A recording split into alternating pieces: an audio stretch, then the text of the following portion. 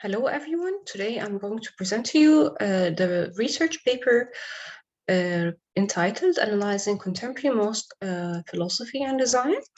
The aim of this paper is to shed light on how contemporary mosques are a little bit diverted from their origin as a magnet for Muslim populations in different settlements, in different areas, and in different nations. As we can see that the first regeneration of what has been known as the very first mosque in Medina by Prophet Muhammad, peace be upon him, was considered a minimalistic approach in architecture with very basic architectural language. However, it is mainly entitling or we're acting as a magnet and as a message for simplicity and for the focus on spirituality and on the role of the mosque as a spiritual and a communal node for the nation. The mosques have been transformed from minimalist interventions of gathering for spiritual and for prayers and for cultural and communal interactions, and as well economic values, into a state power where the grandeur and how mosques are now a state signature, or rather a node for expressing diversity, however, and also for expressing economic and extravagant decorations. There have been several debates on where mosques are going to on the theoretical agenda, and how they can be used in an architectural approach to present innovation and to present spirituality in a way which is more adequate for the communities in where they are addressed nowadays.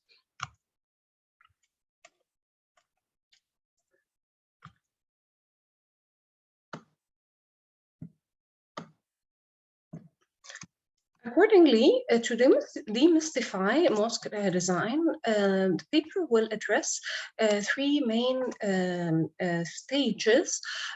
stemming from the introduction of understanding the cultural impacts of mosque design in different nations, and accordingly applying the outcomes of the literature and the criteria of analysis into a methodology which depends on the qualitative and critical analysis of 5 selected cases from the award-winning mosques of the Al-Husseiny and El-Husseiny mosques awards for excellence and communal role. The discussion will be redefining the interpretation of mosques between the values of the era and the philosophies that need to be re-questioned, and also how in some points it is stereotyped into some definitions which are not really relevant to the communities they are in, where they are located. The mosques as community cultural reflections, using the social practices, the cultural continuity and identity preservation, innovation of material expression and form, would definitely advance the understanding of the mosques, where the eclectic regeneration of forms without understanding the meanings which result from with the crisis of meaning would be reflected in the grandeur of mosques without real social and identity meanings. Accordingly, there is a huge gap between the communities where mosques are located, and at some points, those communities are in dread need for the expenses that are actually used and financial budgets of the mosques, while the repetition and cliche of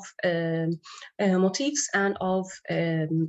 construction methods and of decorations, which are devoid of the contemporary layer of philosophical transitions and the era in where they are addressed. From the literature, it has been extracted that the stereotyping versus innovation would be reflected in the technology, form, expression, meanings related to higher values. And in the historical relevance, we can relate to the innovative expression of the mosque's vocabulary, and in the cultural identity manifestation, we need to readdress the community participation in events, activities, and a sense of belonging, where they actually can use and be part of the mosque's design. The three ideologies of historical relevance, stereotyping, and cultural identity can be a form driver to which can inform future mosques design, and also this was implemented on the 5 selected case studies. The methodology was applied on the 5 cases: Peter Rauf, Chandragon, Nyono, and Sharafuddin, and lastly, Bassona's Mosque by architect Walid Araf. We have analyzed the plant geometry, the repetitive elements and vocabulary of architecture related to the member, domes, minarets, the type of materiality, how spirituality was entitled and addressed, the cultural activities, and other aspects. Today I'm going to present to you 2 case studies, and you can explore, of course, the rest in the full paper. First, in Better Oath, we can realize that there is no member, there is no actually dome, and the spirituality is addressed through the play of light and the directionality of the main axe towards Al-Qibla, through and to provide the largest lines facing the Qibla direction. The play of light has been used to emphasize the spirituality through the light was at the transition of the square inside a circular to form to create a magaz in the entrance, which would actually add more tolerance and more preparation for the prayer for the Muslims using this space for praying to be focusing on the real meaning of the activity in the place, not on the expensive and expressive decorations. Also, the elimination of the dome, since it's no longer a construction need in this space, and which was originally used to cover the span without reinforced concrete columns. And we can see that the minaret place has been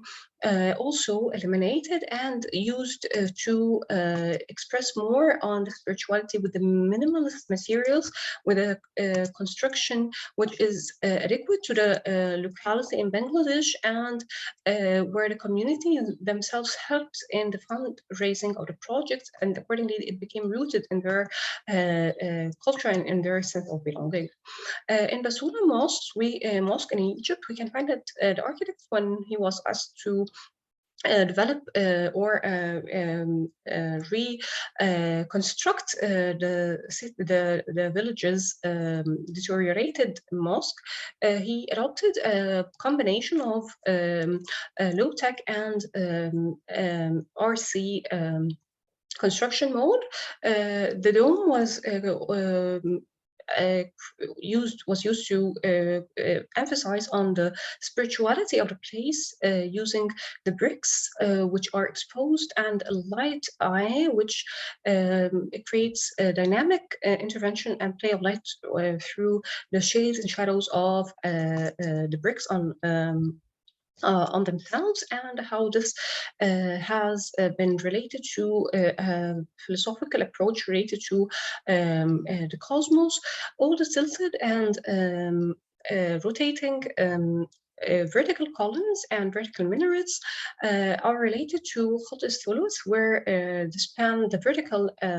dimensions are actually distributed into 7 equal distances, which are related to a philosophical approach in the Islamic understanding of the number 7. And the minbar has been has been created from the ideology of the 99 names of God, and this was used to create a cantilever of the cubes, which were actually used to create some sort of an inclusion of this minaret, this minbar space, to provide more spirituality through the meaning. And finally, as we can see on the architectural illustrations, that the transition of the spaces and how the verticality and horizontality and how this composition, which is not apart from the heritage or the actually inherited major visual image of the mosques, however, with a new level of understanding, which relates those elements to higher levels of meaning rooted in Islamic understanding of the role of the mosque. And as to the community, this space has been actually a point of interaction as well, and this has been emphasized since the mosque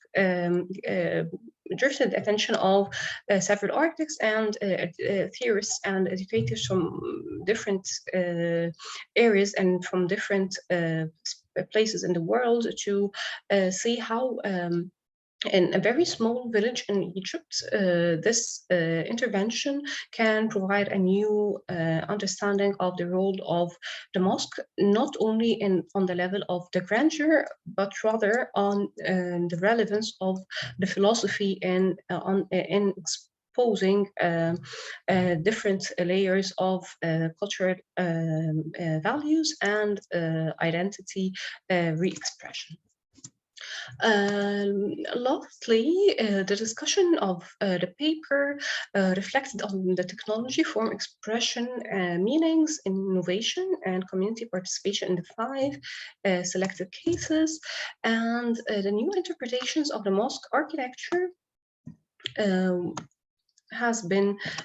concluded that the challenges of the mosque, of the contemporary mosque, are reflected in tension between the regeneration of historic forms and architectural elements, and even if they are devoid of core meaning or necessity from one side, and the possibility of reinterpretation of historicism to produce meaning, values, and patterns of use more adequate to communities in the current era. There is a phenomenological growth of the typology. Accordingly, we cannot